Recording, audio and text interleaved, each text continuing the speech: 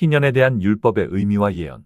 먼저 안식일과 안식년 그리고 희년을 세워주신 하나님의 구속의 비밀과 율법의 중요성을 살펴보도록 하겠습니다.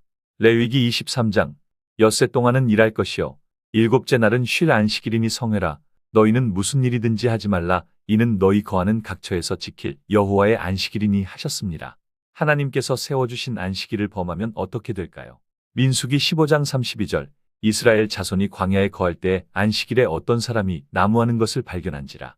그 나무하는 자를 발견한 자들이 그를 모세와 아론과 온 회중 앞으로 끌고 왔으나 어떻게 처치할는지 지시하심을 받지 못한 고로 가두었더니 여호와께서 모세에게 이르시되 그 사람을 반드시 죽일지니 온 회중이 진 밖에서 돌로 그를 칠지니 온 회중이 곧 그를 진 밖으로 끌어내고 돌로 그를 쳐 죽여서 여호와께서 모세에게 명하신 대로 하니 이처럼 안식일을 지키지 않은 사람은 발견 즉시 그에 응당한 형벌을 내리심으로 이스라엘은 안식일만큼은 잊지 않고 지켜 내려왔습니다.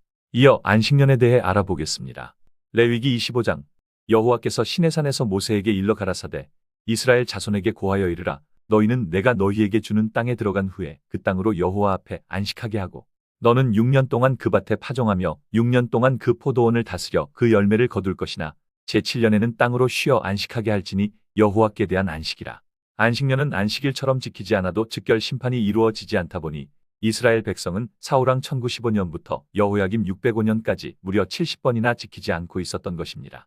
결국 하나님께서는 안식년을 사울 때부터 한 번도 지키지 않고 있는 이스라엘을 바벨론 왕 느부갓네살을 통해 이스라엘이 안식년을 안 지킨 연수를 계수하여서 정확히 70년 동안 바벨론 포로로 잡아감으로 땅은 강제 안식에 들어가게 되었던 것입니다.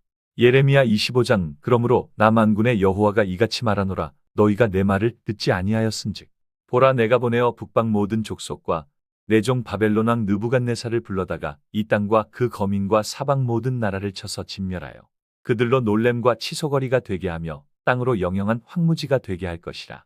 이 온 땅이 황폐하여 놀램이 될 것이며 이 나라들은 70년 동안 바벨론 왕을 섬기리라.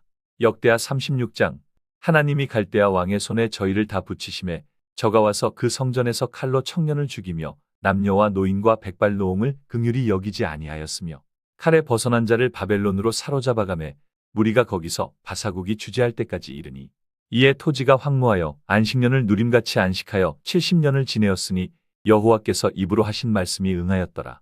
안식년 역시 490년 동안 안 지켜도 아무 일이 없었지만 때가 차니 결국에는 바벨론 왕을 통해서 심판을 내리셨던 것입니다. 이를 통해 알 수 있듯 율법은 1.1획도 빠짐없이 때가 차면 다 이루시는 것이 하나님의 뜻이며 예언인 것입니다.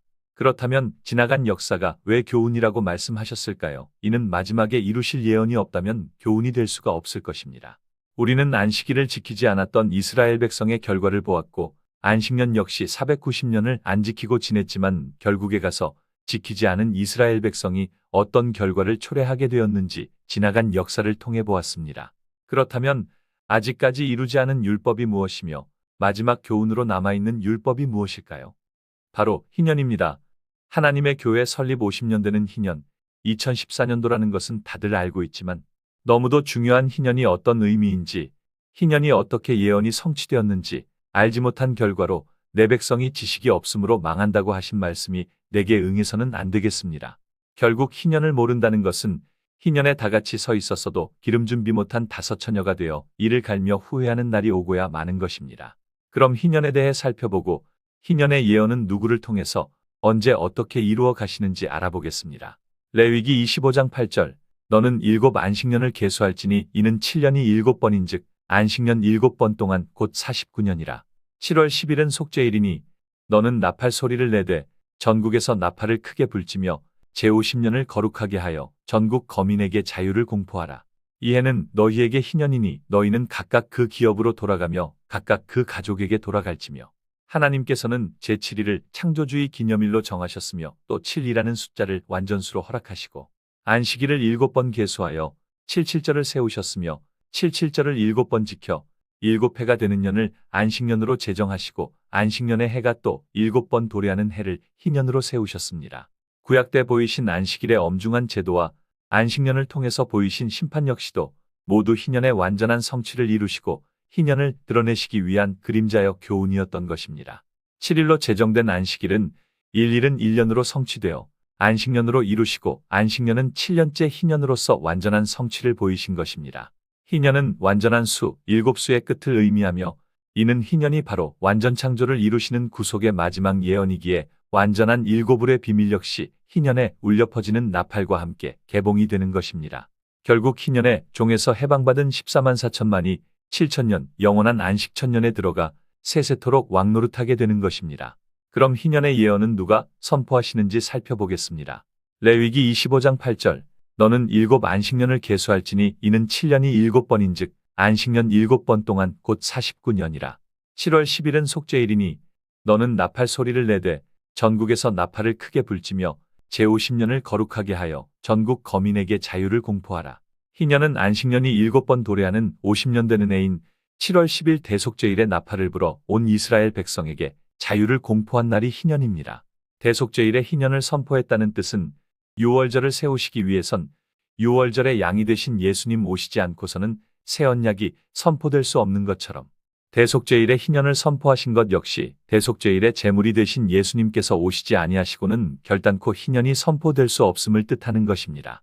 생명수셈 32장 6월절과 마지막 만찬 중 이런 해석은 예수님의 구속사업에 관한 절기와 제물의 본체가 되신 예수님의 행적으로 나타나는 예언 성취를 모르기 때문이며 예언 성취로 본다면 6월절 양보다 대속죄 제물이 더 크다. 대속죄 제물은 성력 7월 10일에 잡는 것이니 이처럼 예수님은 6월절 양만 되신 것이 아닌 대속죄 제물도 되셨으며 6월절이 그토록 중요하고 큰 절기라 함은 하나님께서 6월절 양으로 육체 입고 오셔서 친히 희생의 제물이 되시기 때문입니다. 6월절을 1, 6월절과 2, 6월절 두 번을 세우신 것 역시 초림의 사역이 2번 있을 것을 나타내기 위함이며 그 증거대로 초림 사역 3년과 37년을 나누어 육체 입고 오셨던 것입니다. 하물며 6월절보다 더 큰 대속죄일 예언을 이루시기 위해 대속의 희생의 제물이 되시고 대제사장이 되신 재림 예수님께서 육체 입고 오시지 않고서 어찌 절기 예언이 완전하다 할 수 있으며 대속죄 제물의 실체 되신 예수님 없이 대속죄일 예언을 이룰 수가 있을까요?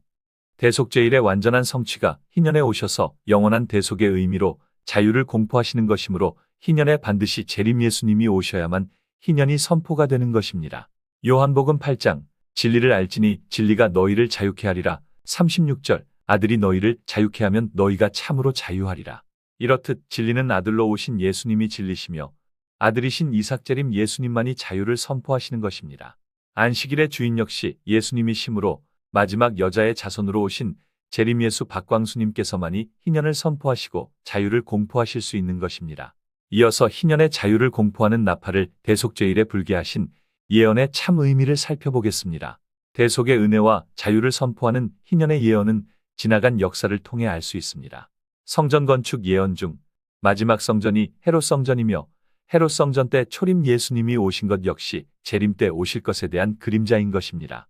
느헤미야 성전 건축 12년의 예언의 실상은 1844년부터 1964년까지 120년간 안식교의 역사며 느헤미야 성전 이후 예루살렘이 무너지기까지 마지막 성전이 바로 헤롯 성전이며 헤롯 성전의 실상의 예언은 안식교 사명이 끝난 후 1964년부터 시작된 하나님의 교회 역사며 헤롯 성전 때 초림 예수님이 오신 것 같이 재림 예수님이 오시게 되는 것이 실상인 것입니다.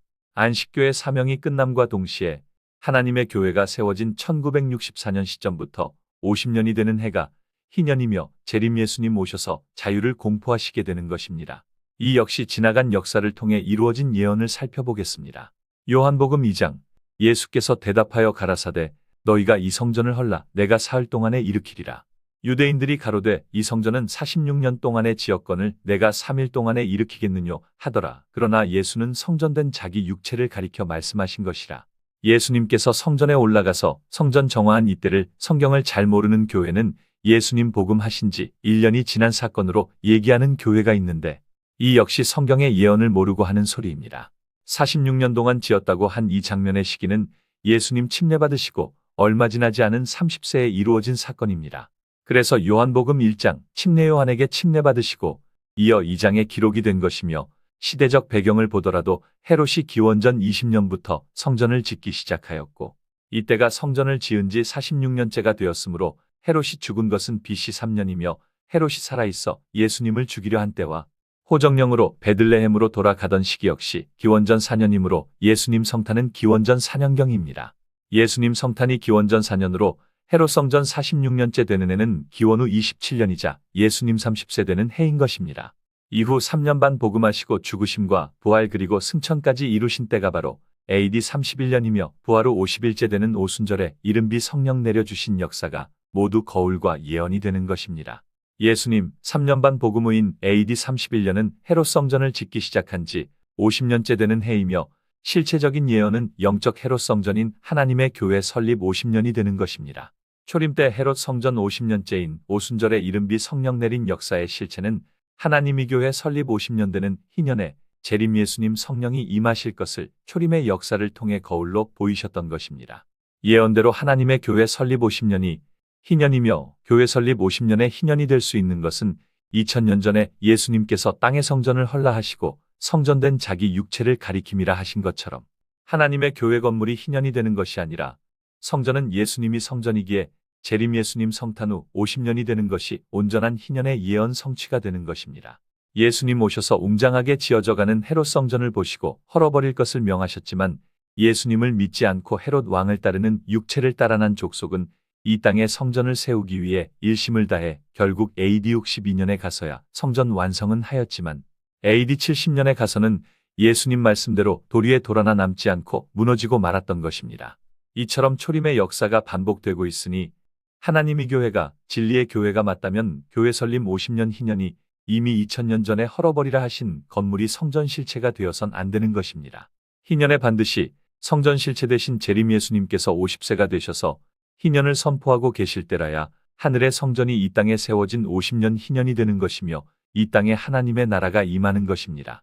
1948년 이스라엘 독립 선포를 통해 초림의 사역을 완성하기 위해 안상홍 하나님께서 육체 입고 오셨음을 세상에 알린 것처럼 하나님의 교회 설립 50년에 희년을 선포케 하신 것 역시 성전의 실체 되신 재림 박광수님께서 성탄하신 지 50년이 되었음을 세상에 알리는 나팔이었던 것입니다. 지금 하나님의 교회는 전 세계 가장 웅장한 건물을 세우고 짓는 데만 온통 정신이 팔려 성전의 실체 되신 그리스도를 못 보고 오히려 배척하고 있는 것 역시 2000년 전과 재림하신 현재와 똑 닮아 있음을 알 수 있는 것입니다. 2000년 전 헤롯 성전만을 짓는 무리와 성전의 실체 되신 예수님을 알아보고 따랐던 제자들과 이렇게 두 무리로 나누인 것처럼 마지막 재림 때에도 영적 헤롯 왕 총회장과 그를 추종하는 무리들은 크고 웅장한 땅의 건물을 세우는 데만 정신이 팔려 사망으로 가고 있으며 재림 예수님과 동행하며 어린 양이 어디로 인도하시든 따름으로 성령이 거하실 성령의 전이됨으로 14만 4천 하늘 성전이 완공되어질 것입니다. 다음은 희년 선포를 50년 되는 대속죄일에 선포하신 실상의 예언을 살펴보겠습니다. 2000년 전 예수님께서 회개를 촉구하시며 누가복음 4장에 포로된 자 눈먼 자 눌린 자를 자유케 하는 주의 은혜의 해를 전파하러 오셨음을 알리셨습니다. 은혜의 해가 바로 희년이며 이루실 예언을 알려주시기 위해 실제 소경된 자 눌린 자를 고치시고 이적을 행하셨던 것입니다. 이처럼 복된 소식 희년은 예언의 때인 재림 예수님 성령이 임하신 때부터 천국 갈 때까지 계속 희년이 되는 것입니다. 은혜의 해는 주님이 오셔서 이 땅에 계신 시간까지는 계속 희년인 것이지만 그 시간이 지나가면 은혜의 문은 닫히고 말 것입니다. 자유를 공포하는 나팔을 희년의 해인 대속죄일 날의 나팔을 불어 선포하게 하신 것처럼 재림 예수님 성령이 임하신 2014년부터 대속죄일 예언 11이 10년으로 2023년 성력 1월 1일에 성소가 정결케 되어져 실제 희년의 나팔이 울려 퍼지기 시작한 것입니다. 이제 초막절 예수재림 운동 7년을 끝으로 희년의 은혜의 문은 닫히고 종에서 해방받지 못하고 끝까지 짐승표인 총회장을 따르는 무리는 이 세상과 오는 세상에도 사함받지 못하고 세세토록 지옥 불못에서 고통을 당하게 되는 것입니다. 희년의 복된 소식을 가지고 다시 재림하신 박광수님을 꼭 영접하셔서 영원한 자유와 영원한 복을 누리시기를 바랍니다.